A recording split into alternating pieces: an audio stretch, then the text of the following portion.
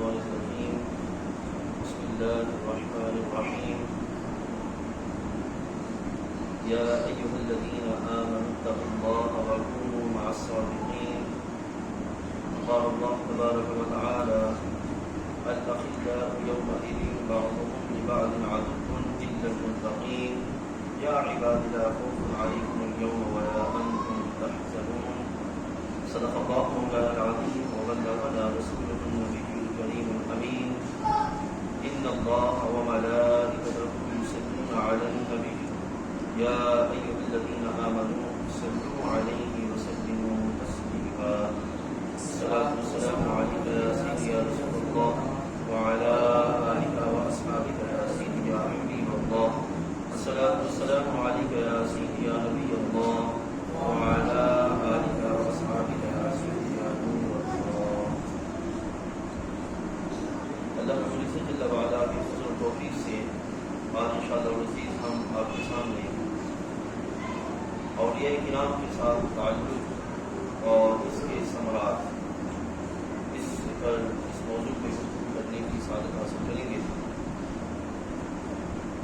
آج انشاءاللہ العزیز ہم جملہ گفتگو جو ہے وہ قرآن مجید قرآن حکیم کی آیات کی بنیاد پر آپ کے سامنے رکھیں گے.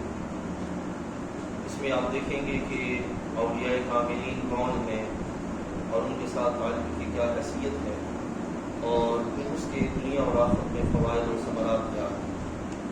کیونکہ یہ مہینہ مبارک اللہ تعالیٰ کے جو بندے ہیں اولیاء کاملین ان سے منسوب مہینہ ہے.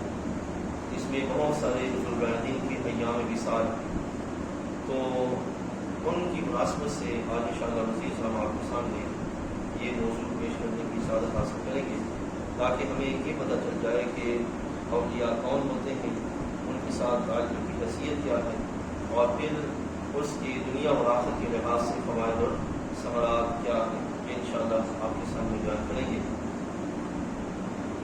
قرآن مجید قرآن حمید میں اللہ تعالیٰ نے یہ جو مضمون آج ہم شروع کر رہے ہیں یہ مختلف جگہوں پر اس کا اللہ نے بیان فرمایا ہے. اس کائنات کے اندر انسان کا جو سب سے بڑا مقصد ہے خاص طور پر حضرت انسان میں سے بندہ مومن کا وہ ہے اللہ تعالیٰ جل وعلا کی معرفت اور اس کی رضا حاصل کرنا. یہ سب سے بڑا مقصد ہے. ایک ہے کہ انسان کو پیدا کس لیے کیا گیا. قرآن مجید میں باقاعدہ بیان کیا گیا کہ انسان کی تخلیق کا جو مقصد ہے وہ جس لحاظ سے کی گئی وہ ہے خلقت الجن والانس الا لیعبدون. انسان کی عبادت کرے اللہ تعالیٰ جل وعلا کی اور جنات جو ہے وہ اللہ کی عبادت کرے. یہ عبادت ایک رستہ ہے. اصل کیا ہے وما خلقت الجن والانس الا لیعرفون کہ وہ اللہ تعالیٰ کی معرفت حاصل کرے اور اس معرفت کے ذریعے پھر اللہ کی رضا کا اہتمام کرے. اب رب کائنات جل وعلا نے حضرت انسان کو جو اپنی رضا اور معرفت حاصل کرنے کا جو ذریعہ عطا فرمایا ہے یعنی کہ جس رستے پر جس ذریعے سے انسان اللہ کی رضا اور معرفت حاصل کر سکتا ہے وہ ہے قرآن مجید قرآن حمید کے اندر سورۃ الفاتحہ میں یہ بیان کیا گیا اهدنا الصراط المستقیم. ٹھیک ہے, ہم نماز میں پڑھتے ہیں اهدنا الصراط المستقیم. یہاں جو اهدنا ہے اس سے مراد ہے کہ بندہ جو ہے اللہ تعالیٰ جل وعلا کی بارگاہ سے توفیق ہدایت مانگے, اللہ کی بارگاہ سے ہدایت مانگے. اور ہدایت کیا ہے؟ اللہ تعالیٰ جل وعلا کی بارگاہ سے بندے کے لیے رہنمائی, اس کی مہربانی سے جو رہنمائی ہے یہ ہدایت ہے. اور اللہ تعالیٰ کی معرفت اور اس کی رضا پانے کے لیے جو ذریعہ اللہ کی بارگاہ میں پسندیدہ ہے وہ کیا ہے؟ وہ یہ ہدایت کا رستہ ہے. اب یہ جو ہدایت ہے کس کو کہتے ہیں؟ ہدایت کہتے ہیں مہربانی کو. ٹھیک ہے, اب مہربانی کس طرف, توفیق الہی کس طرف؟ رب تعالیٰ جل وعلا ساتھ ہی فرماتا ہے اهدنا الصراط المستقیم. توفیق ہدایت مہربانی اللہ تعالیٰ فرماتا ہے صراط مستقیم. ٹھیک ہے, اب صراط مستقیم کیا ہے؟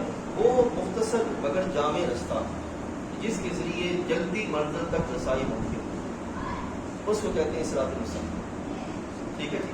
خالق کائنات فرماتے ہیں کہ مجھ سے کیا مانگو، اہدنا الصراط المستقیم، صراط المستقیم کی طرف جو ہے وہ میری بارگاہ سے ہدایت مانگو. اب یہ جو صراط المستقیم ہے، کیا یہ ہم میں سے ہر ایک کے ذہنوں پہ چھوڑ دیا کہ جس کو جو بندہ جس رستے کو صراط المستقیم سمجھے وہ صراط المستقیم ہے، یا اس کو الگ سے رب تعالیٰ جل وعلا نے بیان فرمایا؟ خالق کائنات جل وعلا نے صراط المستقیم کے لحاظ سے بیان فرمایا صراط الذین انعمت علیہم، یہ وہ رستہ ہے جو جس پر میرے انعام یافتہ بندے جو وہ چلتے رہے. ٹھیک ہے نا، رستہ ان لوگوں کا جن پر انہیں انعام فرمایا، انعام یافتہ بندے. لہذا جو صراط مستقیم ہے اس کا تعلق جوڑ دیا کس کے ساتھ؟ اللہ تعالیٰ نے انعام یافتہ بندوں کے ساتھ. اب یہ جو انعام یافتہ بندے ہیں یہ کون ہیں؟ اللہ تعالیٰ باقاعدہ 5ویں پارے کے اندر ارشاد فرماتا ہے وَمَن يُطِعِ اللَّهَ وَالرَّسُولَ فَأُولَٰئِكَ مَعَ الَّذِينَ أَنْعَمَ اللَّهُ عَلَيْهِم مِّنَ النَّبِيِّينَ وَالصِّدِّيقِينَ وَالشُّهَدَاءِ وَالصَّالِحِينَ. اب یہ جو انعام یافتہ بندے ہیں یہ افراد انبیاء کرام ہیں، صدیقین ہیں، شہداء ہیں اور صالحین. یہ وہ افراد ہیں جن کو اللہ تعالیٰ نے انعام یافتہ بندے فرمایا. اور انہی کے بارے میں اللہ تعالیٰ جل وعلا فرماتا ہے ان عبادی لیس لک علیہم سلطان، کہ جو میرے بندے ہوں گے ان پر تیرا کسی طرح کا زور نہیں چلے گا. اب یہ مطلب یہ کہ ایک طرف انعام یافتہ ہے، دوسرا یہ کہ دنیا میں اللہ تعالیٰ جل وعلا کی کامل بندگی کا اہتمام کرنے والا. تو صراط مستقیم پھر کن کے ساتھ ہے؟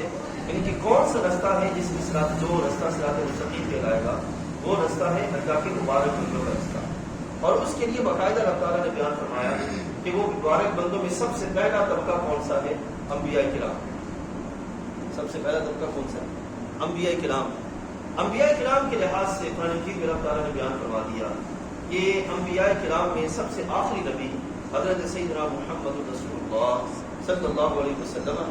تو خالق کائنات جل وعلا نے جو ہدایت ہے یہ سرکار دو عالم صلی اللہ علیہ وسلم کی ذات اقدس تک روکی نہیں ہے، بلکہ سرکار کی برکت سے اس امت کے اندر ایسے افراد رکھے جو لوگوں کے لیے ہدایت کا سبب بنیں گے، جو لوگوں کے لیے رہنمائی کا سبب بنیں گے، جو لوگوں کے لیے دنیا اور آخرت میں بھلائی کا سبب بنیں گے، جن کے سبب لوگوں کی طبیعتوں میں بھلائی پیدا ہوگی، خیر پیدا ہوگی، اور ان کا جو ٹوٹا ہوا تعلق ہے بندگی کا رب تعالیٰ سے جڑ جائے گا. تو وہ آگے رب تعالیٰ نے بیان فرمایا انعم اللہ علیہم من النبیین خاتم الانبیاء، ہمارے آقا حضرت محمد رسول اللہ صلی اللہ علیہ وسلم ہیں.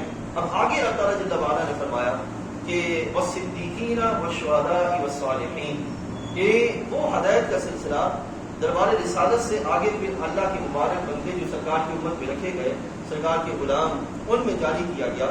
اور ان میں سب سے پہلے ہیں صدیقین، شہداء اور صالحین. یہ وہ طبقہ ہے جن کو اللہ تعالیٰ نے انعام یافتہ فرمایا. اور اسی طبقے کے بارے میں رب تعالیٰ ایک دوسرے مقام پر ارشاد فرماتا ہے الا ان اولیاء اللہ، جو اللہ تعالیٰ جل وعلا کے ولی ہیں، جو اس کے دوست ہیں، خبردار الا ان اولیاء اللہ لا خوف علیہم ولا هم يحزنون. لہٰذا یہ جو صدیقین ہیں، شہداء ہیں، صالحین ہیں، یہی جو ہیں وہ آگے اولیاء اللہ. ٹھیک ہے. اب ہمیں پتہ چل گیا کہ جو اولیاء کاملین ہیں یہ کوئی نیا طبقہ نہیں ہے، کوئی نیا گروہ نہیں ہے، بلکہ اللہ تعالیٰ کی بارگاہ سے اللہ کے بندوں کو عطا کردہ وہ گروہ ہے جو رب تعالیٰ جل وعلا نے بندوں کی ہدایت کے لیے اس امت کے اندر رکھا. انہیں کو اولیاء اللہ کہا جاتا ہے. اب یہ جو اولیاء اللہ اس امت کے اندر رکھے گئے تو خالق کائنات جل وعلا ان کے ساتھ جو تعلق ہے یہ اولیاء اللہ محض اس لیے نہیں رکھے گئے کہ ان کے لحاظ سے ہم صرف رسمی تعلق رکھیں، جیسا کہ عموماً ہمارے ہاں اب ہو چکا ہے. رسمی تعلق ہے، جو شرعی تعلق ہے وہ ان کے ساتھ نہیں. ٹھیک ہے نا. عموماً اکثر و بیشتر جو احباب ہیں الا ماشاء اللہ وہ شرعی جو تعلق ہے اس کو نہیں سمجھتے، محض رسمی ایک تعلق ہے، علاقائی ایک تعلق ہے. ٹھیک ہے نا. اس تعلق کے لحاظ سے جو ان کو سمجھتے ہیں اور ان کے لحاظ سے جانتے ہیں، یہ یاد رکھیے گا اللہ تعالیٰ جل وعلا کے ان مبارک بندوں کے ساتھ ہمارا جو تعلق ہے وہ رسمی نہیں ہے، وہ علاقائی نہیں ہے، بلکہ وہ شرعی ہے. یعنی کہ رسول اللہ صلی اللہ علیہ وسلم کی شریعت مطہرہ نے ہمیں ان کے ساتھ ایک طرف ان کو انعام یافتہ فرمایا، تو ساتھ ہی اللہ تعالیٰ جل وعلا نے ان کے ساتھ تعلق کو قائم کرنے کا حکم دیا. وہ بھی میں بھی آپ کے سامنے رکھتا ہوں رب تعالیٰ جل وعلا ان کے لحاظ سے بیان فرماتا ہے وَحَسُنَ أُولَٰئِكَ رَفِيقًا، اور کتنا ہی اچھا ان کا ساتھ ہے، یہ کتنے اچھے ساتھی ہیں، کتنے اچھے دوست ہیں، ان تعلق کے اعتبار سے، نسبت کے اعتبار سے، جو یعنی دوستی کے اعتبار سے جن کی دوستی سب سے زیادہ اچھی ہے، کہ اللہ تعالیٰ نے ان کی دوستی کو پسند فرمایا ہے، وہ یہ اولیاء کاملین ہیں، ٹھیک ہے نا جی۔ اور اس دوستی اور ان کے تعلق کے لحاظ سے رب تعالیٰ جل وعلا ارشاد فرماتا ہے کہ ذَلِكَ الْفَضْلُ مِنَ اللَّهِ، یہ اللہ تعالیٰ کا فضل ہے، ٹھیک ہے، یعنی کہ اولیاء اللہ کا ہونا اور اولیاء اللہ کے ساتھ دوستی، تعلق، ان کے ساتھ نسبت کا ہونا، یہ کیا ہے؟ اللہ تعالیٰ کا فضل ہے۔ یہاں یہ بات واضح رہے، ایک اللہ کا فضل ہے اولاد کا ہونا، رزق کا ہونا، کاروبار کا ہونا، صحت تندرستی کا ہونا، یہ بھی اللہ تعالیٰ جل وعلا کا فضل ہے، لیکن یہ فضل دائمی نہیں ہے، ٹھیک ہے نا۔ جو فضل دائمی ہے، جو فضل ہمیشہ کے لیے ہے، اور جس فضل کے دنیا اور آخرت میں ثمرات ہیں، فوائد ہیں، وہ فضل کون سا ہے؟ یہ اللہ کے مبارک بندوں کے ساتھ تعلق، ان کے ساتھ جو نسبت ہے، یہ نسبت کون سی ہے؟ یہ اللہ تعالیٰ جل وعلا کی بارگاہ سے فضل ہے، جس کے بارے میں فرماتے ہیں ذَلِكَ الْفَضْلُ مِنَ اللَّهِ، یہ اللہ کا فضل ہے۔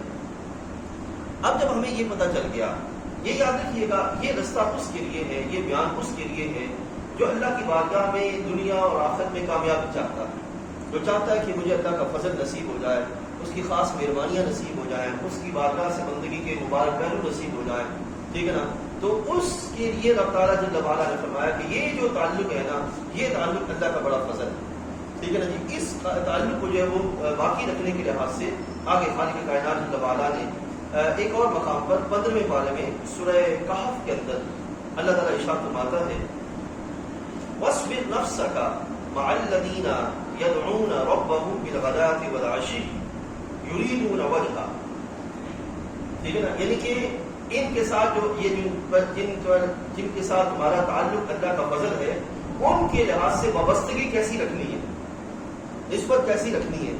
آج ہمارے ہاں جو ہمارے معاملات میں کوئی خرابی آئی، وہ خرابی یہی ہے کہ ہم نے ان کے ساتھ محض رسمی تعلق رکھ دیا، جو حقیقی معنی میں جو تعلق قائم کرنا چاہیے تھا، وہ ان کے ساتھ تعلق نہیں رکھا، یعنی کہ وقتی طور پہ ان کے پاس گئے اور پھر اس کے بعد اپنے معاملات میں گم ہو گئے، اپنے مشاغل میں گم ہو گئے، اپنے جملہ مصروفیات میں گم ہو گئے، اور جو اس تعلق کے تقاضے تھے، ان تقاضوں کو پورا نہ کرنے کے لحاظ سے ہم جو وہ چل پڑے، حالانکہ یہ تعلق ایک تقاضا مانگتا ہے، اب یہ ایک مطالبہ رکھتا ہے، اور اس پر باقاعدہ قائم رہنے کے لحاظ سے کچھ جو ہے وہ ذمہ داریاں ہیں۔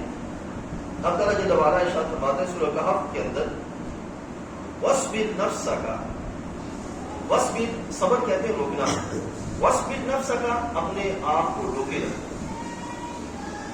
ٹھیک ہے نا۔ کیا مطلب؟ وہ مبارک بندے جن پر اللہ کا فضل ہوا ہے، ان کے ساتھ اپنے آپ کو روکے رکھو، ٹھیک ہے نا۔ جب ان کے پاس جاؤ تو محض جو ہے وہ ہاتھ لگا کے واپس نہ آنا ہو، یا ان کے ساتھ جو وابستگی ہے، یا ان کی بارگاہ میں جانا، یہ ہے کہ اپنے آپ کو ان کے ساتھ جو ہے وہ روکے رکھو۔ مع الذین، اب آگے بیان کیا جا رہا ہے کن کے ساتھ؟ مع الذین، ان لوگوں کے ساتھ کہ یدعون ربهم بالغداة والعشی، صبح و شام رب کو پکارتے ہیں، یعنی کہ صبح و شام اللہ کی یاد میں رہتے ہیں، یہ ہیں وہ اولیاء کاملین، صبح و شام رب کی یاد میں رہتے ہیں۔ اب دیکھیے خالق کائنات جل وعلا ان کے اوصاف عالیہ بیان فرما رہا ہے کہ اولیاء کاملین کے اوصاف عالیہ کیا ہے۔ اب ایک ہے کہ وہ تسبیح کرتے رہتے ہیں، صبح و شام اللہ کی یاد میں رہتے ہیں، اور دوسرا یہ ہے کہ معاملات کے لحاظ سے ہر مقام پر اللہ کے احکام کی سربلندی کا اہتمام کرتے ہیں، رسول اللہ صلی اللہ علیہ وسلم کی سنت مطالعہ کا احیاء کرتے ہیں، یہ ہے اللہ تعالیٰ جل وعلا کو یاد ہے، ٹھیک ہے۔ تو رب تعالیٰ فرماتا ہے یدعون ربهم بالغداة والعشی، اور یہ سارا کچھ کیوں کرتے ہیں؟ ان کا مقصد ہرگز ہی یہ نہیں ہوتا کہ وہ لوگوں کے درمیان خوشنودی چاہتے ہوں، لوگوں کی مفاد چاہتے ہوں، اپنی حیثیت بنانا چاہتے ہوں، اس کے ریاست کو مٹوا بنانا چاہتے ہوں، اور یہ اللہ کے وصف کو بیان فرمایا یریدون وجہہ، ان کا ارادہ یہ ہوتا ہے کہ وہ اللہ کی رضا حاصل کرے، اس معاملے میں ان کا ارادہ کیا ہے؟ اللہ کی رضا حاصل کرے۔ تو اولیاء اللہ کے یہ وصف ہیں، یہ اوصاف ہیں۔ اب آج کے دور میں ہمارا معیار بدل گیا، محض دم تعویذ ڈونک بانٹنے والے کو ہم نے سمجھ لیا کہ اللہ کا بڑا پہنچا ہوا ولی ہے، محض جو ہے وہ جبہ و دستار پہنے کو ہم نے سمجھ لیا کہ اللہ کا بڑا پہنچا ہوا بزرگ ہے، حالانکہ اللہ تعالیٰ جل وعلا کی بارگاہ میں قربت خاص اور محبت حقیقی اسی بندے کو نصیب ہوتی ہے جو بندہ اللہ تعالیٰ جل وعلا کے احکام کی سربلندی کا اہتمام کرتا ہے، اس کو رب تعالیٰ جل وعلا یہ شرف عطا فرماتا ہے۔ تو فرمایا کہ بالغداۃ والعشی یریدون وجہہ، جس آج فرمایا ولا تعد عیناک عنہم، تمہاری آنکھیں انہیں چھوڑ کر اور پہ نہ کریں، یعنی کہ یہ نہ ہو کہ جو ان کو چھوڑ دو اوروں کو ڈھونڈتے پھرو، ان کو چھوڑ دو اوروں سے یاری لگاتے پھرو، ان کو چھوڑ دو اوروں سے وابستگی اختیار کر لو، طرف فرماتے نہیں، جب ان کو دیکھ لو ان کے پاس آ جاؤ تو پھر انہی کے ہو کے رہو، انہی پر نظریں قائم رکھو، ان کے علاوہ کسی اور کی طرف جو نہ جاؤ، کسی اور کے چاہنے کا جو اہتمام نہ کرو۔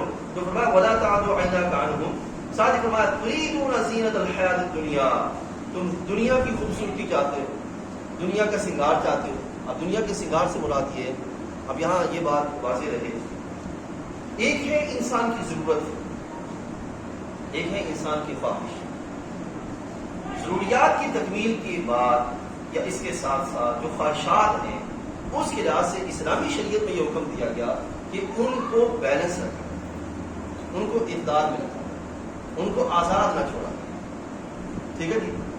اب جو بندہ ضروری خواہشات کو آزاد چھوڑتا ہے، اس کا نتیجہ یہ نکلتا ہے کہ وہ خواہشات کی تکمیل کے پیچھے بھاگتا ہے۔ تو جو بندہ خواہشات کی تکمیل کے پیچھے بھاگے گا وہ یاد الہی سے منہ دیکھے، ٹھیک ہے نا۔ اور یہ جو مبارک بندے ہوتے ہیں یہ خواہشات کو حکم الہی کے تابع رکھتے ہیں، ٹھیک ہے نا۔ ان کے لحاظ سے بیان فرمایا کہ انہیں جو ہے وہ چھوڑ کے نہ جاؤ، تم یہ چاہتے ہو کہ تم خواہشات میں تکمیل کی طرف رہو، یہ بناؤ سنہار اور اس طرح کی کیفیت، ٹھیک ہے نا۔ رب تعالیٰ جل وعلا فرماتے کہ کیا تم دنیا کی زندگانی کا سنگار چاہو گے؟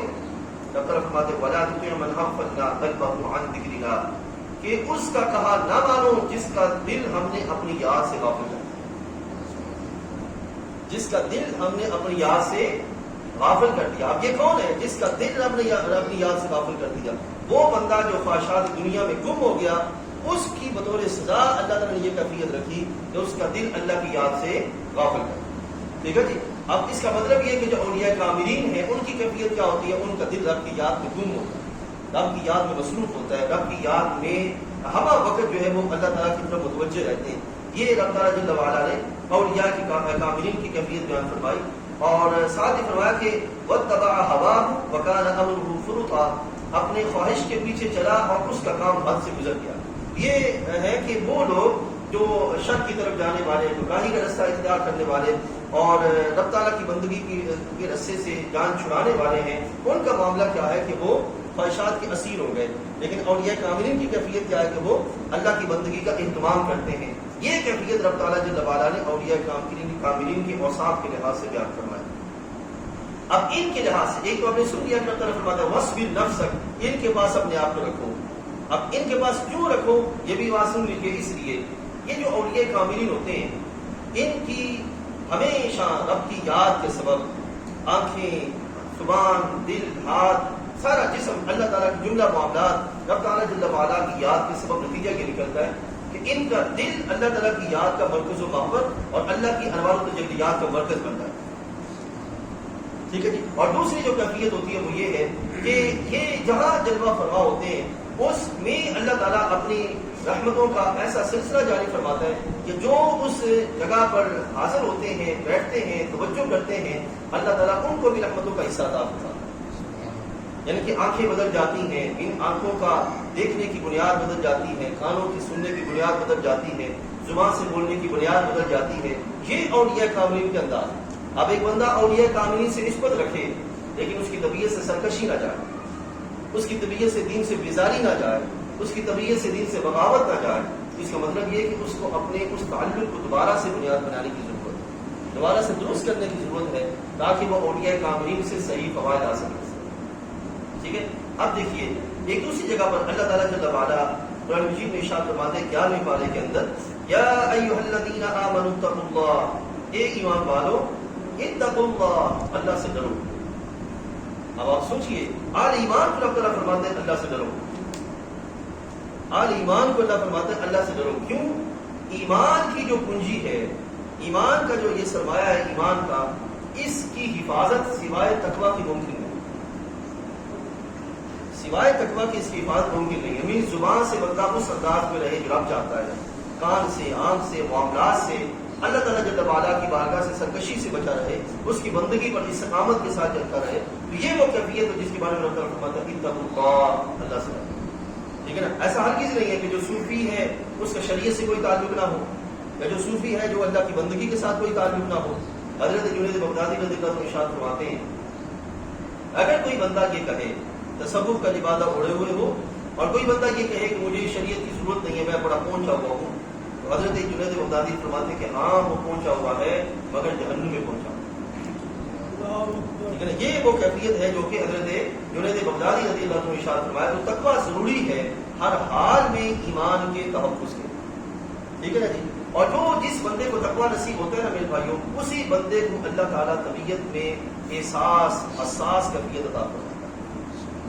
ٹھیک ہے نا؟ انہیں کے لحاظ سے اللہ تعالیٰ فرماتا ہے اتقوا اللہ وکونوا مع الصادقین، سچوں کے ساتھ ہو۔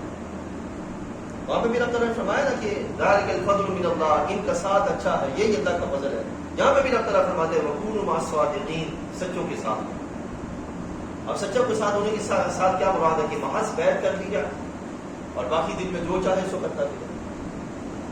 ٹھیک ہے نا جی؟ ہرگز یہ نہیں، بلکہ سچوں کے ساتھ ہونے کا مطلب یہ ہے کہ جو عقائد صحیحہ ان کے ہیں وہی عقائد صحیحہ تمہارے بھی ہیں، جو اعمال صالحہ انہوں نے اپنائے وہی اعمال صالحہ تم بھی جو ہے وہ اپنا، جس روش پہ وہ چل پڑے، جس نہج کو انہوں نے اپنا لیا، اسی نہج کو ہم بھی اپنانے کا اہتمام کرتے ہیں۔ آج ہم اہل سنت و جماعت میں کمزوری کیوں ہے کہ اولیاء کاملین کے ساتھ اس طرح وابستگی نہیں ہے جس طرح وابستگی شریعت مطالعہ چاہتی ہے۔ اسی وجہ سے وہ برکات اور فوائد صحیح معنی میں حاصل نہیں ہوتے جو برکات اور فوائد شریعت مطالعہ نے رکھے ہوئے۔ ٹھیک ہے؟ جہاں اللہ تعالیٰ فرماتا ہے وَكُونُوا مَعَ الصَّادِقِينَ، میں اس کو مختصر کیے دیتا ہوں۔ 25ویں پارے کے اندر سورہ زخرف میں اللہ تعالیٰ جل وعلا ارشاد فرماتا ہے کہ اب آخرت کے لحاظ سے اس بندے کو فوائد کیا ملیں گے، کیا فوائد اس کو میسر آئیں گے۔ دنیا میں بہت سے لوگ آپ نے دیکھے ہوں گے کہ جناب بزرگوں سے بیعت کرنی ہے، کیوں مشکلات بڑھی ہیں، بزرگوں کی دعا کروانی ہے، کیوں تکالیف بڑھی ہیں، بزرگوں سے جو ہے وہ یہ معاملہ کروانا ہے، کیوں فلاں معاملہ بڑا ہے۔ یہ یاد رکھیے گا ان کا اصل جو تعلق کی وہ بنیادی وجہ ہوتی ہے نا، وہ یہ چیزیں نہیں ہوتی، محض تعویذ، محض داغا، محض خون وغیرہ، محض جو ہے وہ دعاؤں کے سلسلے، یہ نہیں ہوتی، بلکہ ان کے ساتھ جو تعلق کی بنیادی وجہ ہوتی ہے وہ ہدایت کے سلسلوں پہ چلنے کے لیے طبیعت میں تڑپ پیدا کرنا ہوتی ہے جو اللہ تعالیٰ جل وعلا نے اہل ایمان کے لیے رکھے۔ سمجھا؟ یہ اصل میں بنیادی چیز ہے کہ طبیعت میں تڑپ پیدا ہو جائے، ایمان کے لحاظ سے، معاملات کے اعتبار سے، اللہ تعالیٰ جل وعلا کے فضل کے پانے کے اعتبار سے، اور اس کی بارگاہ سے بندگی پر قائم رہنے کے اعتبار سے، اس لحاظ سے اللہ تعالیٰ جل وعلا نے یہ ہدایت کے سلسلے رکھے ہوئے۔ اب جو ان سے جڑ جائے، ان سے وابستہ ہو جائے، ان کے ساتھ اپنی جو نسبت قائم کر دے اور مضبوط ہو جائے، ان کے لیے اللہ تعالیٰ جل وعلا کیا فرماتے ہیں کہ دنیا کے اندر تو ان کو یہ پریشانیاں، تکالیف، دکھ، رنج و الم کے سلسلے ختم ہوتے رہتے ہیں، کیونکہ یہ وقتی چیز ہے، دائمی نہیں۔ پریشانی ایک وقت کے لیے آئے گی، وہ ختم ہو جائے گی، دکھ ایک وقت کے لیے آئیں گے، وہ ختم ہو جائیں گے، بیماری ایک وقت کے لیے آئے گی، ان کی جو مقدر میں ہے وہ ہونا ہے، وہ ہوگا۔ لیکن اصل بندے کے لیے معاملہ کیا ہے کہ وہ ہدایت کی راہ پہ گامزن رہے، ہدایت کی راہ کو تھامے رکھے اور اس پر مستقل مزاجی کے ساتھ جو ہے وہ آگے بڑھتا رہے۔ اب یہ جو وابستگی ہے ان کے ساتھ رہ کے آگے بڑھنا، ٹھیک ہے نا؟ بہت سے لوگوں نے اولیاء کاملین کا انکار کیا، اور نہیں جی نہیں، کوئی بابے نہیں، کوئی فلاں نہیں، کوئی فلاں نہیں۔ اس کی وجہ کیا ہے؟ اس کی دو وجوہات، ایک وجہ ظاہری، ایک ہے وجہ نہیں۔ وجہ ظاہری یہ ہے کہ ہمارے درمیان بہت سے ایسے افراد آ گئے کہ جن کی حرکات کے لحاظ سے انہوں نے یہ سمجھ لیا کہ شاید وہ ولی بھی ایسے ہی ہوتے، انہوں نے یہ سمجھ لیا۔